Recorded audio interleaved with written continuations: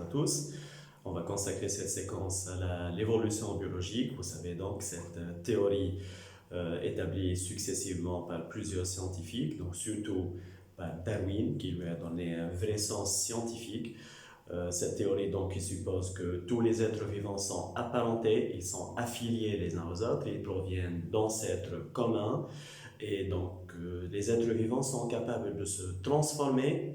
On va parler donc dans cette séquence du mécanisme de spéciation. Donc la spéciation, c'est l'apparition d'espèces nouvelles à partir d'espèces ancestrales. Donc c'est un processus très graduel, très progressif qui demande du temps, des centaines de générations, peut-être même des milliers de générations. Je vais résumer donc les étapes qui peuvent conduire à une spéciation sous forme de 3 grandes étapes.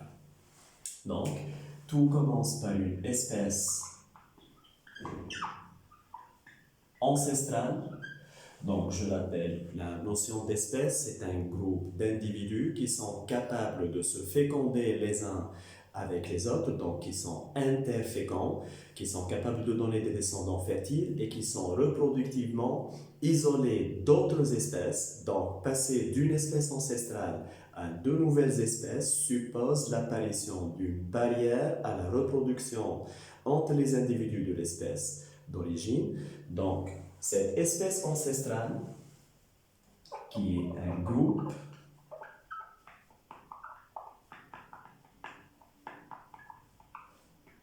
d'individus interféconds, doit subir dans la première étape une forme d'isolement. Qu'est-ce qu'on veut dire par cet isolement? Donc, c'est une rencontre de moins en moins probable entre les individus.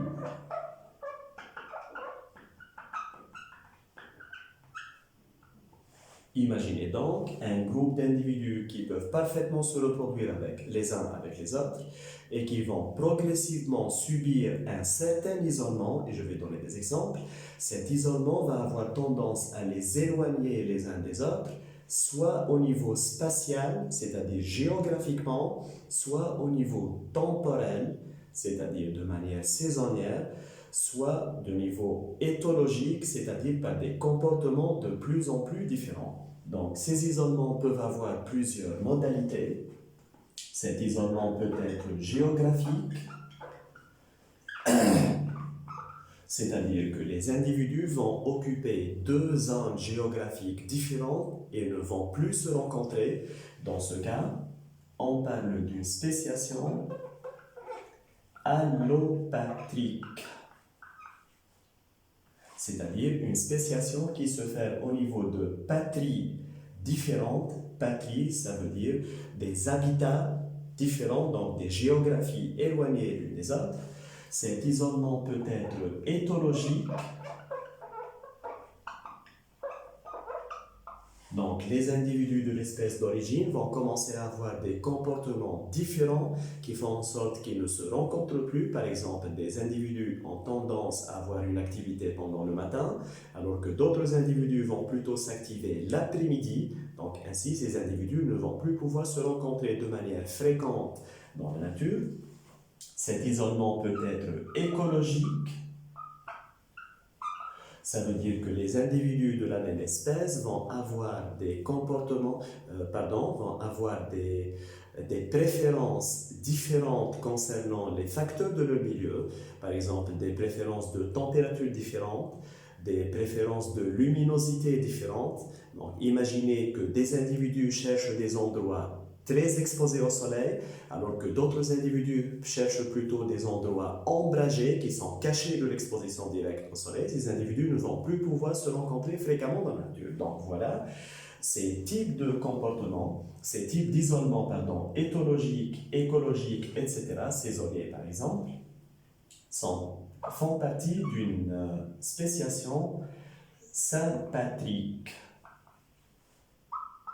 Voilà donc, on peut distinguer deux modes différents de spéciation. Si c'est une spéciation qui a obligé les individus à se séparer géographiquement les uns des autres, c'est une spéciation allopathique.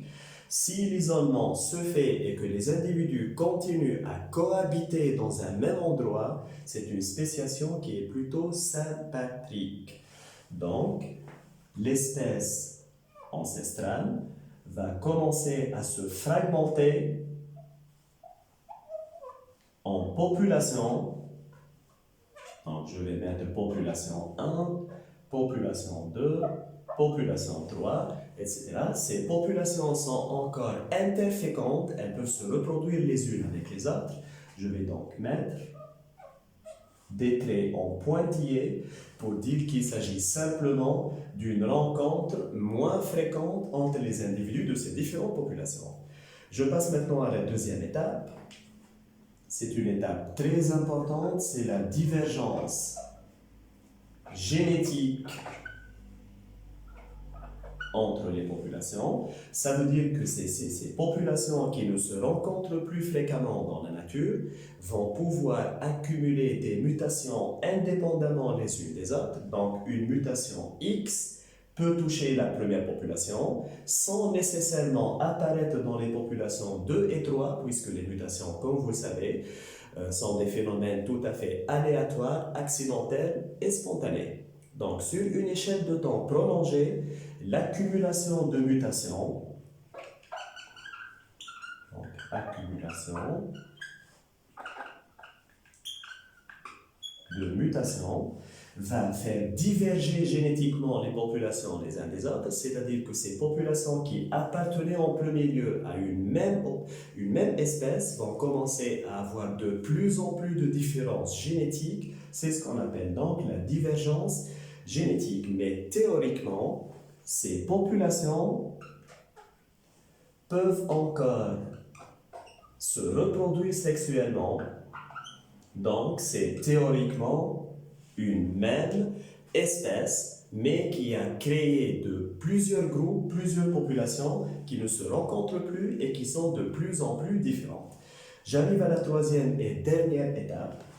C'est ce qu'on appelle la barrière reproductive.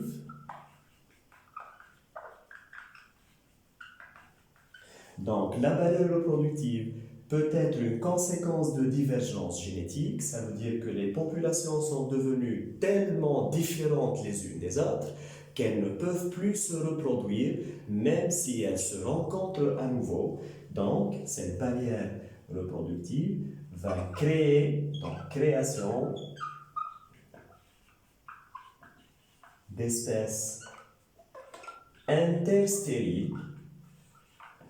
Espèces interstériles, ça signifie que ces espèces ne se reproduisent tout simplement pas, donc il n'y a aucune attraction sexuelle entre les individus, ou bien qu'il y a possibilité de croisement, mais ça donne toujours soit des embryons non viables qui ne peuvent même pas arriver à terme, soit des individus, des descendants qui sont complètement stériles, et tout le monde connaît le fameux exemple du cheval et de l'âne, donc ces deux espèces qui peuvent encore se croiser, mais qui donnent toujours des descendants qui sont stériles, parce que le cheval et l'âne, ce sont deux espèces biologiquement différentes, donc deux espèces séparées par une barrière reproductive. Donc chaque population va finalement devenir une espèce à part entière, reproductivement isolée des trois espèces, des autres espèces, et ainsi donc on est passé d'une espèce ancestrale à plusieurs espèces reproductivement isolées. C'est ce qu'on appelle donc